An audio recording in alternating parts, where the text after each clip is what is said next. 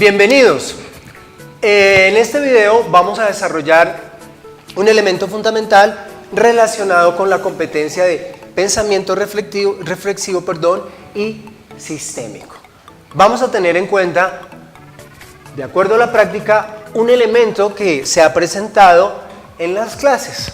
Y es que cuando uno realiza la pregunta a los jóvenes acerca de cuáles son los componentes de la línea longitudinal del tiempo, muchos de los jóvenes empiezan a hablarnos de las eras geológicas, que son muy diferentes a las edades de la historia.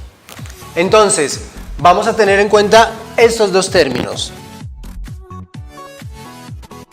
Cuando hablamos de las eras, estamos hablando de los resultados de los estudios realizados por la geología,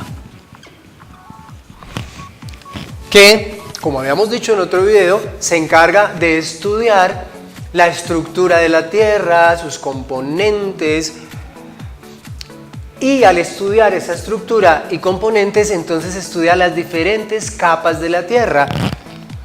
Y los científicos se dieron cuenta que en la medida en que pasa el tiempo, el suceder sobre la superficie de la Tierra va dejando un depósito de sustratos que con el tiempo se van acumulando y pueden llegar a formar una montaña. Por eso cuando ustedes ven un corte transversal de una montaña, se van a dar cuenta que aparecen diferentes líneas con diferente color y con diferente composición de materiales en ese corte que ustedes observan. Cada una de esas líneas tiene un color diferente porque está determinada por una época y unas características químicas, físicas, de temperatura y de presiones diferentes para cada época. A mayor profundidad en esas capas que nosotros vemos en el corte que hemos realizado de la Tierra, encontraremos que las capas más profundas corresponden a tiempos más antiguos del suceder de la Tierra. Por eso, los fósiles de plantas o animales más antiguos los encontraremos en los sustratos más profundos del corte que le hemos realizado de la Tierra.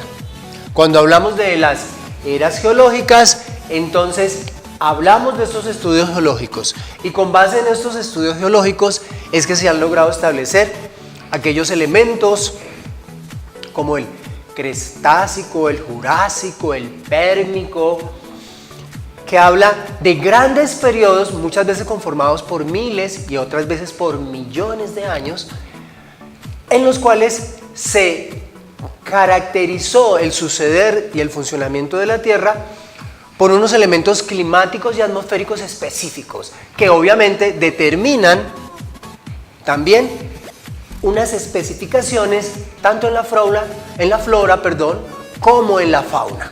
Ahora, cuando hablamos de las edades, ya no es la geología quien establece esa clasificación a través de sus investigaciones, es la historia. Ahora, no debemos desconocer que gran parte de la historia se fundamenta en muchos de los avances y las conclusiones que los geólogos logran realizar. Cuando hablamos de las edades de la historia, entonces hablamos de lo que comúnmente se conoce como edad antigua, edad media, edad moderna y edad contemporánea. Son dos tipos de clasificaciones diferentes. Vamos a explicarlo de otra manera. Cuando hablamos de eras geológicas, estamos hablando de la historia de la Tierra.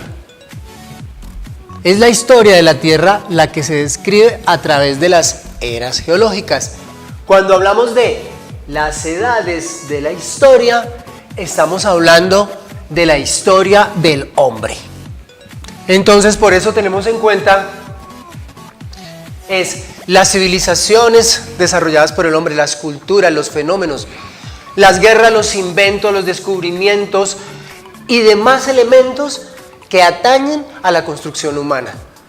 Desde la construcción de la primera flecha hasta la generación de la bomba atómica o el uso de las TIC hoy en día. De eso nos está hablando cuando estudiamos las edades de la historia.